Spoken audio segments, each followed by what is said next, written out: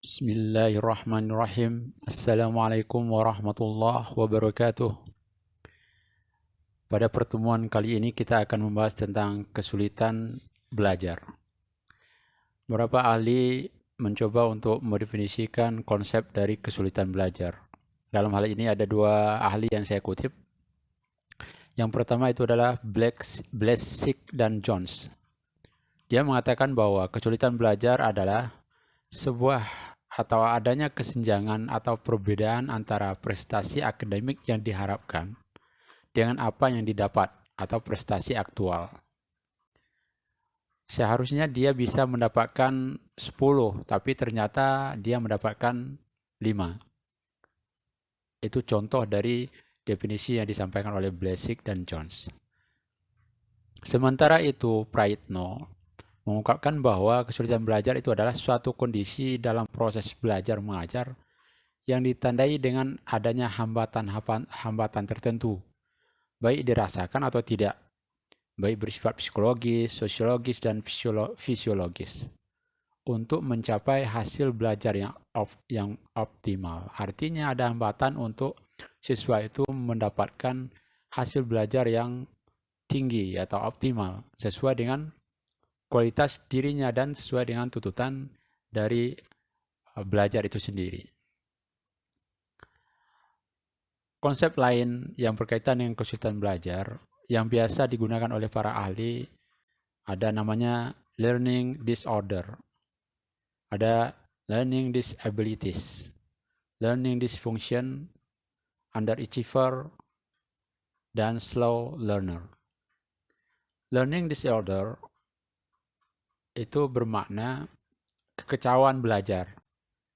Artinya, keadaan di mana proses belajar seseorang terganggu karena timbulnya respon yang bertentangan. Respon anak dalam belajar terganggu, bertentangan dengan tuntutan belajar. Misalnya, disuruh menambah, malah dia melakukan hal yang lain. Guru menerangkan, dia merespon dengan mengganggu atau tidak memperhatikan, misalnya seperti itu. Dan learning disabilities atau ketidakmampuan belajar. Ini mengacu kepada gejala di mana anak tidak mampu belajar atau menghindari belajar, sehingga hasil belajar yang dicapai berada di bawah potensi intelektualnya. Mungkin secara tingkat intelektual dia sebenarnya bisa mencapai hasil yang bagus, tapi muncul gejala-gejala seperti ini. Itu disebut dengan learning disabilities. Kemudian learning dysfunction, di mana proses belajar tidak berfungsi dengan baik. Meskipun sebenarnya anak tidak menunjukkan adanya subnormalitas atau di bawah normal mentalnya, atau gangguan alat dria atau indranya, atau gangguan psikologis lainnya, tidak menunjukkan itu, tetapi hasil belajarnya tidak maksimal. Itu learning dysfunction. Kemudian underachiever, anak-anak yang memiliki tingkat potensi intelektual yang tergolong di atas normal, tetapi prestasi belajarnya tergolong rendah. Itu konsep yang keempat yang juga berkaitan dengan kesulitan belajar yang biasa digunakan oleh para ahli. Kemudian slow learner atau lambat belajar. Anak-anak yang lambat belajar ini menunjukkan lambat dalam proses belajarnya, sehingga anak tersebut membutuhkan waktunya lebih lama dibandingkan dengan sekelompok anak yang lain yang memiliki taraf intelektual yang sama dengan dia. Tetapi walaupun taraf intelektualnya sama, tetapi dia lambat untuk mencapai apa yang dituntut dalam sebuah pembelajaran atau materi pembelajaran. Kita bisa melihat ciri-ciri orang-orang yang mengalami kesulitan belajar. Nanti antum menjadi guru bisa melihat ciri-ciri secara umum.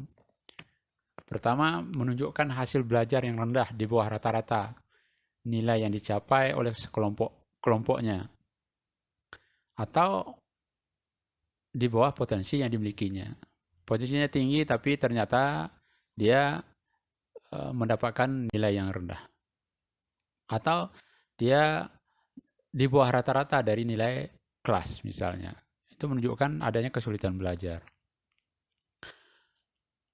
Yang kedua, hasil yang dicapai tidak seimbang dengan usaha yang telah dilakukan. Mungkin ada siswa yang sangat berusaha dengan giat belajarnya, tapi nilainya tetap tidak tinggi, malah turun atau rendah.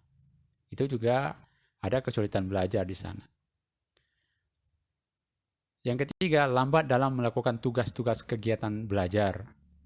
Ia selalu tertinggal dari kawan-kawannya dalam menyelesaikan tugas-tugas sesuai dengan waktu yang tersedia. Misalnya hari ini disuruh melakukan tugas kegiatan di kelas. Teman-temannya sudah selesai, tapi dia masih tetap belum selesai. Itu ciri berikutnya. Ciri yang keempat, menunjukkan sikap-sikap yang kurang wajar. Seperti acuh tak acuh dengan pelajaran, menentang apa yang diperintahkan, berpura-pura, dusta, dan sebagainya. Itu menunjukkan ciri-ciri dia kesulitan dalam belajar. Yang kelima, menunjukkan tingkah laku yang berkelainan, seperti membolos, datang terlambat, tidak mengerjakan PR atau pekerjaan rumah, mengganggu di dalam atau di luar kelas, tidak mau mencatat pelajaran, tidak teratur dalam kegiatan belajar, mengasingkan diri, tersisihkan, tidak mau bekerja sama, dan sebagainya. Ciri-ciri yang lain dari teman-temannya. Yang keenam, menunjukkan gejala emosional yang kurang wajar, seperti pemurung, mudah tersinggung, marah, suka marah, kurang gembira dalam menghadapi situasi tertentu.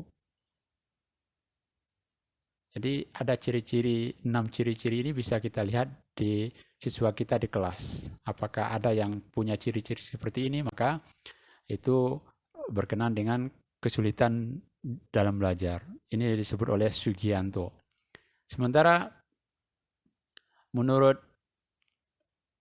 ahli yang lain, Burton misalnya, kegagalan belajar itu atau kesulitan belajar itu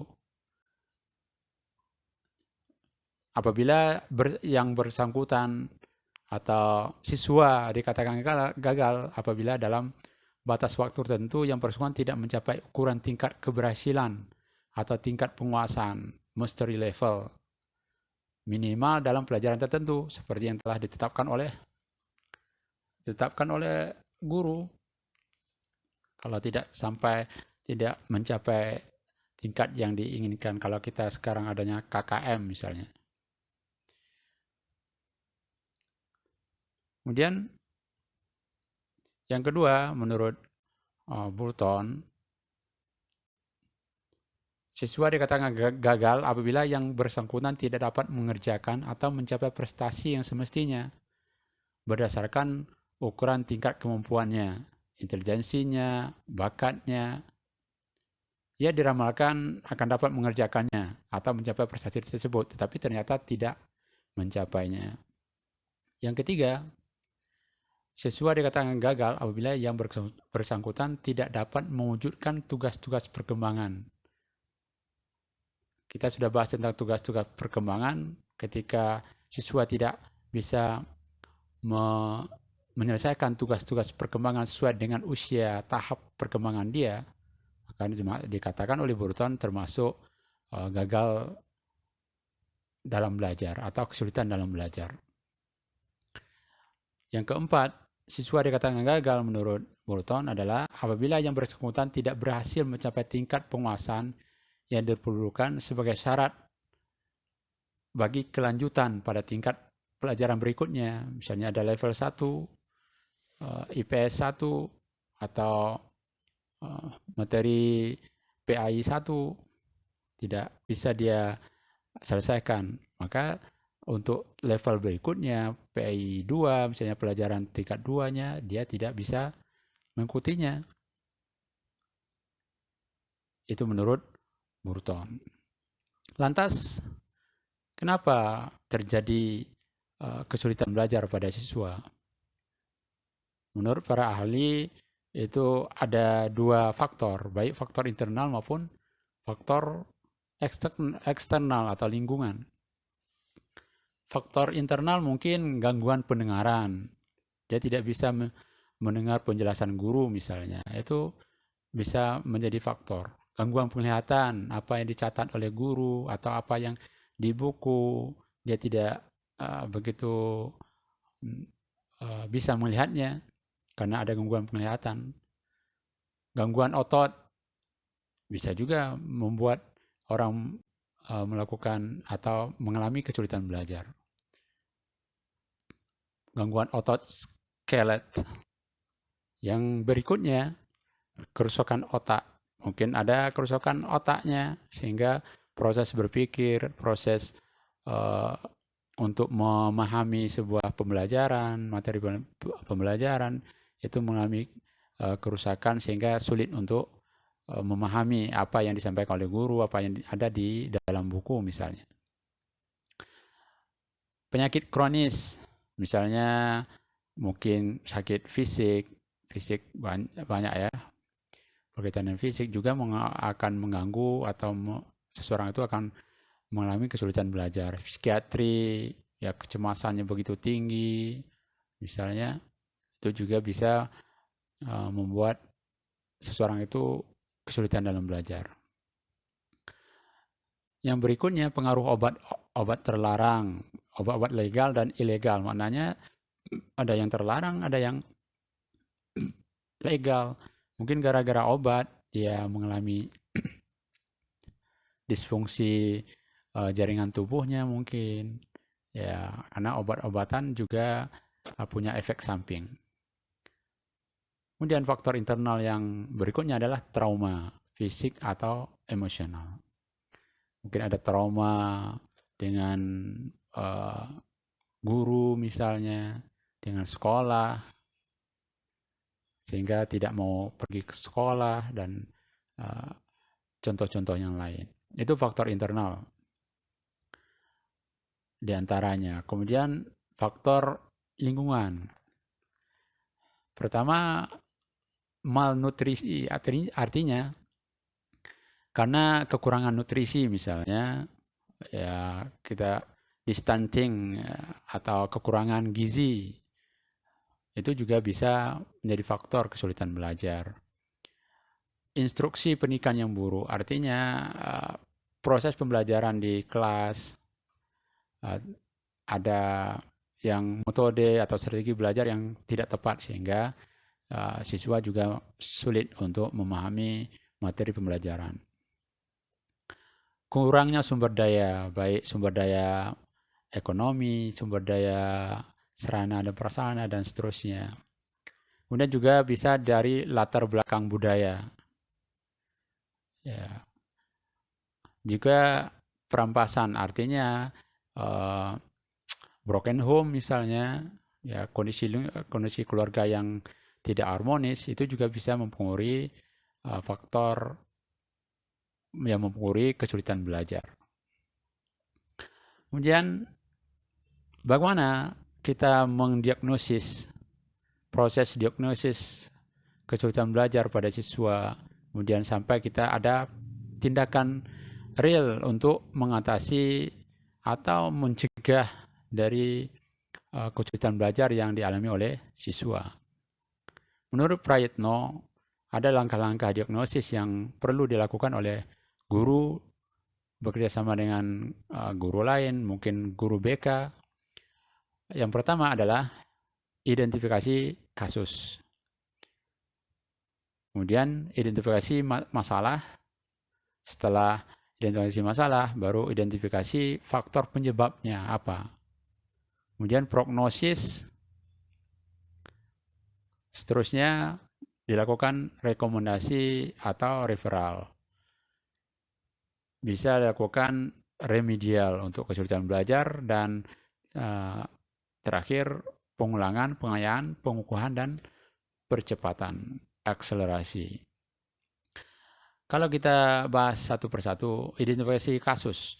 Pada langkah ini, menentukan siswa mana yang diduga mengalami kesulitan belajar. Jadi siswa sebanyak itu siswa di kelas kita, siswa mana yang mengalami kesulitan belajar. Ini caranya bisa ditempuh oleh guru dalam tahap identifikasi kasus ini dengan menandai siswa dalam satu kelas untuk kelompok yang diperkirakan mengalami kesulitan belajar. Siswa mana? Caranya ya dengan membandingkan posisi atau kedudukan prestasi siswa dengan prestasi kelompok. Dalam kelasnya siapa yang paling rendah nilainya? Maka itu bisa menjadi diagnosis pertama bahwa dia termasuk punya kasus kesulitan belajar. Maka teknik yang digunakan bisa berbagai macam untuk cara atau langkah identifikasi kasus ini. Meneliti nilai, ya nilai ujian semesternya atau dengan kemudian membandingkan dengan nilai-nilai yang di kelompok atau dengan kriteria yang telah ditentukan. Kemudian mengobservasi juga bisa mengobservasi kegiatan siswa dalam proses belajar mengajar. Dalam proses belajar mengajar mungkin ada yang siswa yang mengalami kesulitan belajar sehingga kita bisa menandai oh ini siswa yang mengalami kesulitan belajar. Setelah kita mengidentifikasi kasus, maka kita prioritaskan siswa mana yang diduga mengalami kesulitan belajar itu, maka langkah berikutnya adalah menentukan atau melokalisasi pada bidang studi apa dan pada aspek mana siswa tersebut mengalami kesulitan. Antara bidang studi dengan tentu saja ada bedanya karena itu guru bidang studi lebih mengetahuinya. Pada tahap ini kerjasama antara petugas BK, wali kelas, guru bidang studi akan sangat membantu siswa dalam mengatasi kesulitan belajarnya. Cara dan alat yang dapat digunakan antara lain ya digunakan oleh guru, misalnya tes diagnostik yang dibuat oleh guru untuk bidang studi masing-masing seperti matematika, IPA, IPS, PAI, bahasa dan seterusnya. Jadi ada tes diagnostik. Ini dapat menemukan siswa mana yang mengalami karakteristiknya atau sifat kesulitan belajar yang mana yang dialami oleh siswa. Bila tes diagnostik belum tersedia, guru bisa menggunakan hasil ujian siswa misalnya. Mana yang tinggi, mana yang rendah, prestasi siswa yang mana zigzag atau turun terus. Dan bisa juga memeriksa buku catatan atau pekerjaan siswa. Maka hasil analisis dalam aspek ini untuk identifikasi masalah ini pun akan membantu dalam mendiagnosis kesulitan belajar siswa. Mungkin pula untuk melengkapi data di atas bisa bekerjasama dengan orang tua atau pihak lain yang erat dengan kaitannya dengan lembaga sekolah.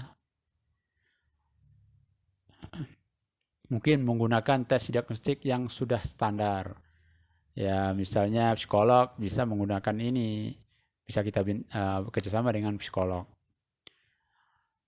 Ya, wawancara khusus oleh ahli yang berwenang dalam bidang ini, misalnya ya psikolog, psikiater, dan seterusnya. Kemudian mengadakan observasi yang intensif, baik dalam lingkungan rumah maupun di luar rumah. Kemudian wawancara dengan guru pembimbing, wali kelas, atau orang tua, serta dengan teman-teman itu bisa membantu untuk langkah identifikasi masalah yang dialami oleh siswa tersebut. Baru kemudian identifikasi faktor.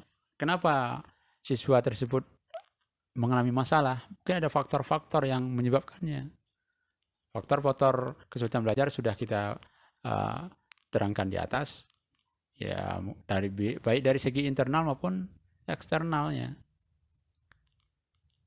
Di diagnosis, diidentifikasi yang mana. Sehingga kita bisa melakukan langkah berikutnya, yaitu prognosis. Ya, prognosis. Prognosis ini adalah perkiraan kemungkinan bantuan. Setelah kita identifikasi kasusnya, identifikasi masalahnya, kemudian kita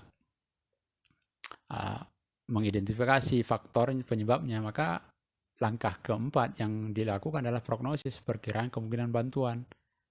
Jadi memperkirakan kemungkinan bantuan atau tindakan yang tepat untuk membantu kesulitan belajar siswa tersebut dengan masalah yang sedang dia alami.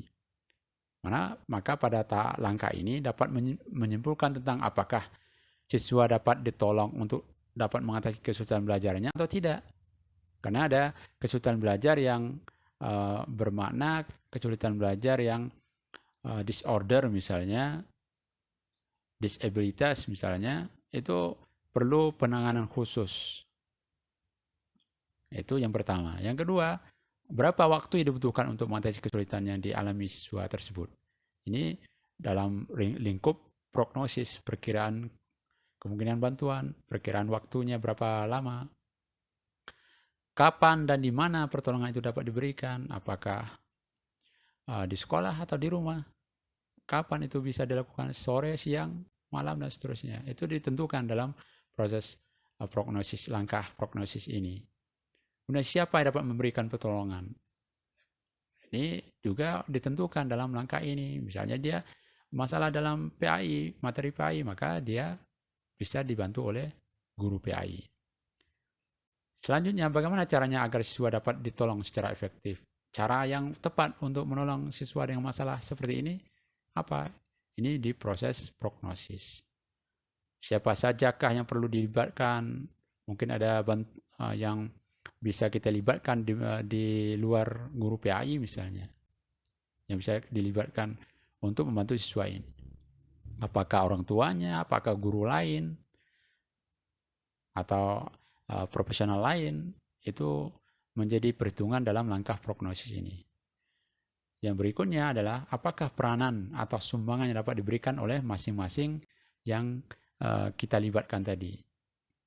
Pihak yang kita libatkan tadi bisa mungkin tes IQ-nya dari psikolog atau kesehatan mentalnya, itu bisa dilakukan. Jadi kita tetapkan di prognosis. Baru kemudian setelah prognosis, baru langkah yang kelima, yaitu referral. Pada langkah ini menyusun suatu rencana atau alternatif bantuan yang akan dilaksanakan. Rencana ini hendaknya mencakup apa? Cara-cara yang harus ditempuh untuk menyembuhkan kesulitan belajar yang dialami siswa yang bersangkutan. Kemudian menjaga agar kesulitan yang serupa jangan sampai terulang lagi. Ini proses referral.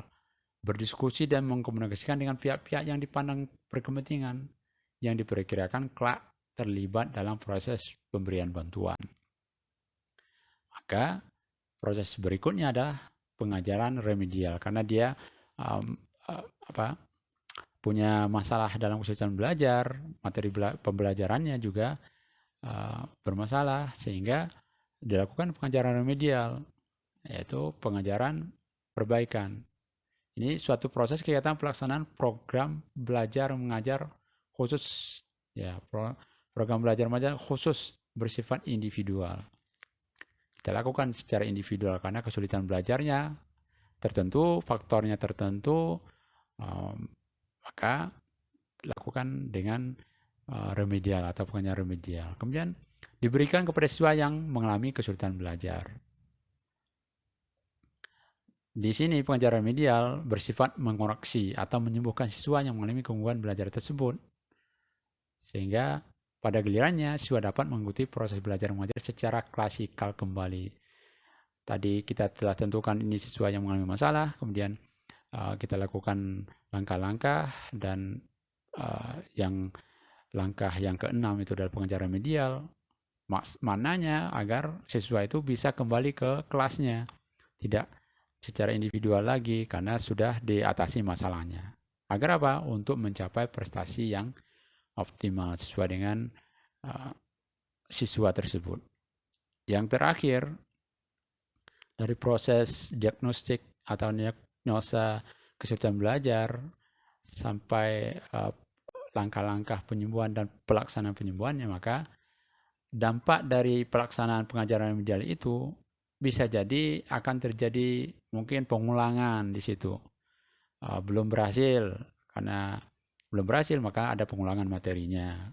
Dia pengayaan untuk memberikan pemahaman yang lebih lagi, maka dilakukan pengayaan, memberikan materi lebih kepada siswa tersebut. Pengukuhan atau penguatan, reinforcement. Di sini bisa reinforcement positif maupun reinforcement negatif. Itu ada di teori behavioral. Percepatan, mungkin siswanya juga bisa diberikan dari dampak dari pengajaran remedial, bisa mempercepat dari bab 1 ke bab 2 berikutnya. Karena itu menyangkut segala kegiatan, ya karena ada dampak dari pengajaran remedial itu, maka segala bentuk kegiatan dan pelaksanaannya hendaknya dicermati dengan sungguh-sungguh agar hasilnya memuaskan dan optimal. Jadi program remedial yang dilakukan oleh guru untuk mengetahui ada tidaknya perubahan pada diri siswa perlu dilakukan evaluasi.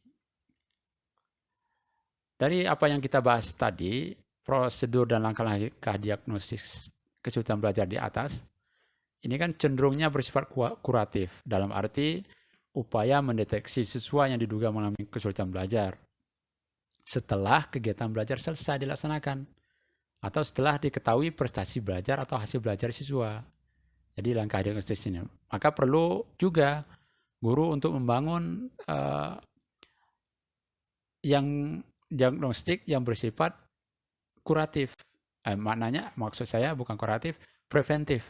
Arti mencegah terjadinya masalah. Misalnya dengan memberikan tes, misalnya tes perilaku atau pretest kepada siswa, sehingga bisa mencegah prestasi belajar siswa itu rendah dari dengan menggunakan teknik atau strategi belajar yang penting untuk siswa, karena masing-masing siswa punya tipe atau perbedaan masing-masing. Itu yang bisa kita bahas hari ini berkaitan dengan kesulitan belajar. Untuk lebih lanjutnya yang mau ditanyakan silakan.